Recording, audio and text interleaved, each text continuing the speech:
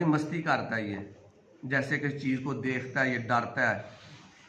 तो अल्लाह के नबी आका सलाम ने ऊँट से पूछा, हाँ जी आप तो जानवरों की बोलियां भी जानते थे। तो उसने कहा हाँ यार, या रसूलल्लाह या हबीबल्लाह, ये बंदा वो है कि जो इशा की नमाज़ पढ़े बगैर सो जाता है, इशा की नमाज़ पढ़े बगैर सो जाता है। तो मैं कहता हूँ कहीं इस पर अजाब ना नाजल हो जाए, तो इसलिए मैं यानी इस तरह करता हूँ ताकि ये नमाज तो पढ़े ना।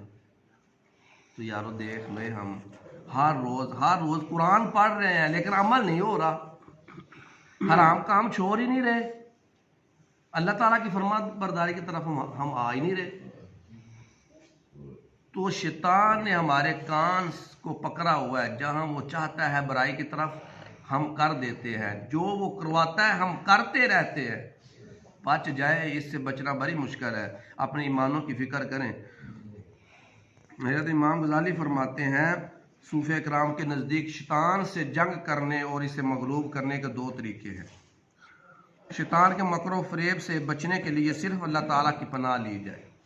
बंदा अगर कहे ना मैं अपनी अक्ल के ज़रिए इससे जंग करूँ, नहीं, अल्लाह की पनाह ली जाए, इसके अलावा और कोई रास्ता नहीं। क्योंकि शैतान एक ऐसा कुत्ता है जिसे अल्लाह ताला ने तुम पर मुसल्लत फरमा दिया है।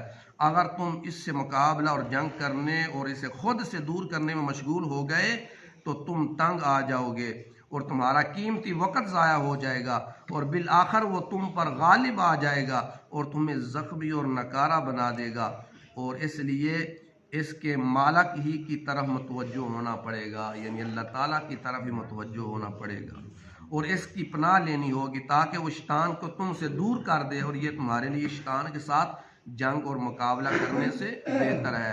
अल्लाह ताला से पनाह मांगनी चाहिए, या अल्लाह में बचा, हर वक्त दुआ करते रहना चाहिए। शैतान से मुकाबला करने से दफ़ा दूर करने और इसकी तरदीद मुखालफत करने के लिए हर वक्त तैयार रहना चाहिए, हर वक्त, कभी भी नहीं भूलना चाहिए। वो नहीं भूलता हमें, लेकिन हम भूल जाते हैं कि वो हमारा दुश्मन है। वो हर वक्त हमारा दुश्मन है, हर वक्त हमारे।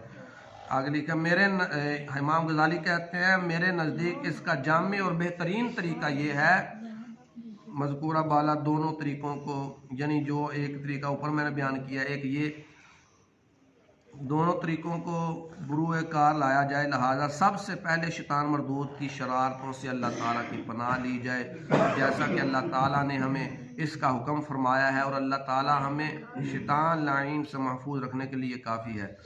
इसके बाद भी अगर तुम ये महसूस करो कि अल्लाह ताला की पनाह लेने के बावजूद शैतान तुम पर गालिब आने की कोशिश कर रहा है और तुम्हारा पीछा नहीं छोड़ रहा, तो तुम्हें समझ लेना चाहिए कि अल्लाह ताला तुम्हारा अब इम्तिहान लेना चाहता है, ताकि अल्लाह ताला तुम्हारे मुजाहदे और इबादत में तुम्हारी कुव्वत की सच्चाई और सफाई देखे और तुम्हारे सब्र की जांच फरमाए, जैसा कि काफरों को हम पर मुसल्लत फरमाया। हालांकि अल्लाह ताला कफ़ार के अज़ाइम और इनकी शर अंगेजियों को हमारे जहाद किए बगैर मिलियामेट कर देने पर कादर है, लेकिन वो इन्हें सफ़ा हस्ती से ख़त्म नहीं फरमाता, बल्कि हमें इनके खिलाफ जहाद करने का हुक्म देता है, ताकि जहाद और सब्र और गुनाहों से छुटकारा और शहादत से हमें भी कुछ हिस्सा मिल जाए और हम इस इम्तिहान में कामयाब और कामरान हो जाएं। तो इसी तरह हमें शैतान से भी इंतहाई जाँ फशानी के साथ मुकाबला और जंग करने का हुक्म दिया गया है।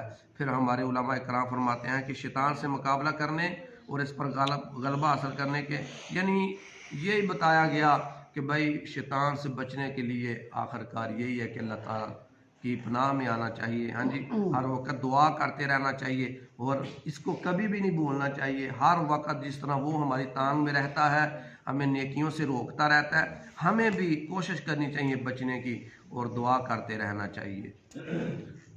आगे अल्लाह ताला फरमाता है, इन्ना जअलना शयातीन, बेशक हमने शैतान को औलिया दोस्त बनाया है, लिल्लज़ीना, उन लोगों का, ला युमिनून, जो ईमान नहीं लाते, जो ईमान नहीं ना रखते, उनका वो दोस्त है।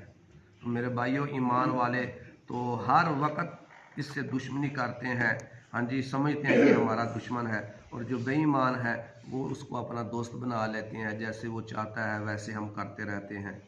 अल्लाह ताला से दुआ है, अल्लाह ताला हमको अमल की तौफीक अता फरमाए। वमा अलैना इल्लल बलाग।